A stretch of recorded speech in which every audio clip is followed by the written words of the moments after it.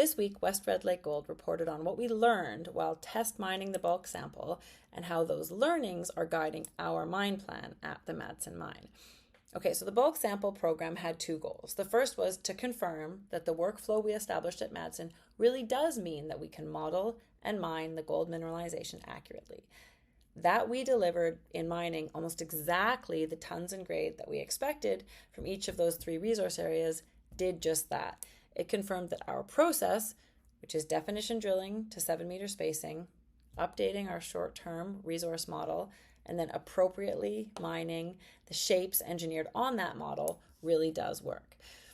Now, the second goal of the test mining program was to learn. And in mining slowly and carefully first, we're much better equipped now to ramp up to full speed than we were 6 months ago. And there was much learning in that process. We learned, for instance, that we can mine right up against old stopes. When we tried that, old stopes remained competent, and so did the backfill in them. It means that everything stayed in place. That means that we can mine safely up against those old stopes, and the targeted mineralization won't get diluted from material falling down into it. This knowledge reduces some barriers in how to engineer the mine, and it unlocks some resources that were on the back burner until this test was complete. The test mining program also showed really clearly the efficiency in mining larger shapes than we expected and mining clusters of those stopes. These are two key opportunities that are emerging at Madsen, and they're emerging because mine design is both a technical and an economic exercise. In any mine, final engineered mine designs rely on the most accurate, high-resolution resource model that the company has. At Madsen, that model is the in-house short-term model, which weaves definition drill results into the mineral resource model. Mining shapes then depend on the size and shape, or the shape and grade of that modeled mineralization, the geotechnical requirements, and on economics. The goal of the process is to maximize economic extraction, to make the most money from mining the deposit. And so mine design has to use a gold price. At Madsen, we're using the long-term consensus gold price of $2,350 per ounce in our mine design. That is significantly higher than the $1,680 per ounce gold price that the Pre Feasibility Study used in its mine design. And using a higher gold price means that more tons of the defined resource are in consideration for mine planning than were ever considered in the PFS.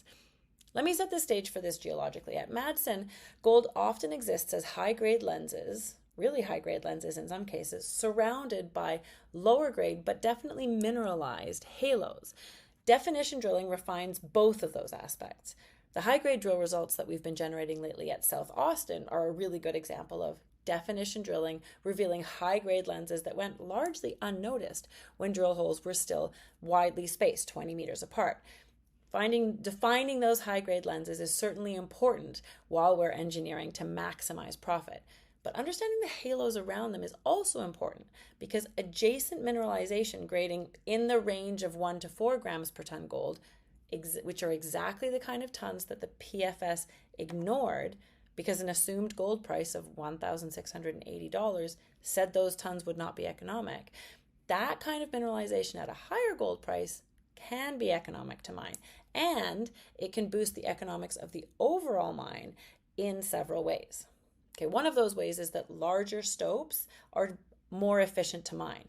The pre-feasibility study's low gold price led to a mine plan that was dominated by small high-grade stopes, and that shows in a mine plan that assumes 60% mining by cut and fill. Cut and fill is a mining method where the upper and lower sills are only sort of a few meters apart, so stopes are only a few meters tall.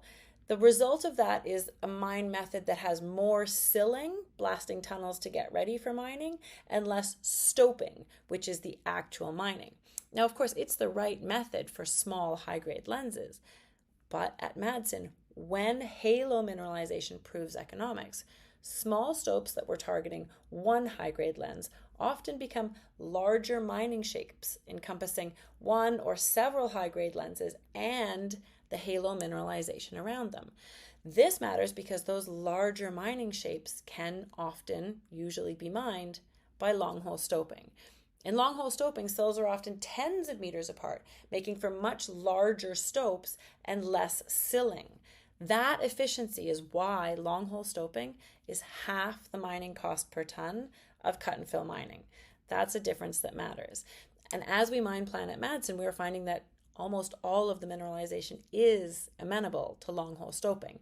So that's a difference that should lower direct mining costs.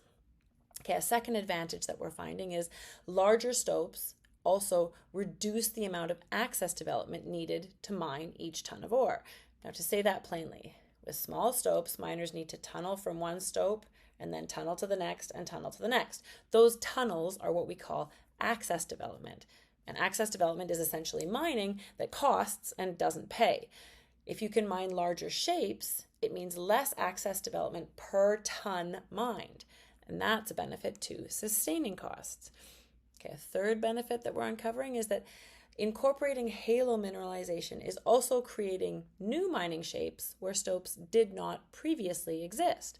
And this is often leading to nice clusters of stopes. Operating a mine based on those clusters, which are known as mining complexes, adds another really important layer of efficiency to a mine. Just think about how much simpler it is in terms of managing personnel and equipment and material movement if you can pull a few hundred tons per day from each of 3 mining complexes rather than pulling smaller tonnages from 5 or 6 scattered stopes. It makes quite a significant difference. Okay, the combination of larger mining shapes leading to a mine plan that's mostly long hole stoping, larger shapes reducing access development needs per ton, and mining complexes adding layers of operational efficiency means that the detailed mine plan at Madsen is suggesting a larger, longer-lived, and more efficient operation than the pre-feasibility study outlined. Now, to be clear, very clear, even though the low mine design gold price in the pre-feasibility study led to a mine plan that was focused on small, high-grade stopes requiring mostly cut and fill mining and needing notable access development, the Madsen pre-feasibility study still generated nice, strong economics that were the basis of our decision to restart the mine. The benefits we outlined this week, from larger mining shapes, often in complexes, and mining more of the resource, those benefits layer on top of that strong pre-feasibility study base case and are expected should have a positive impact on the mine's long-term profitability and overall value. I'm recording this from a hotel in Quebec City ahead of a few days at a conference here, and then we'll go straight on to 2 days of meeting investors in New York City. It's pretty exciting to be on my first road trip talking about West Red Lake Gold as an operating gold miner. And there certainly is a lot to talk about with this rapidly evolving gold story. So as always, if you have any questions, please reach out.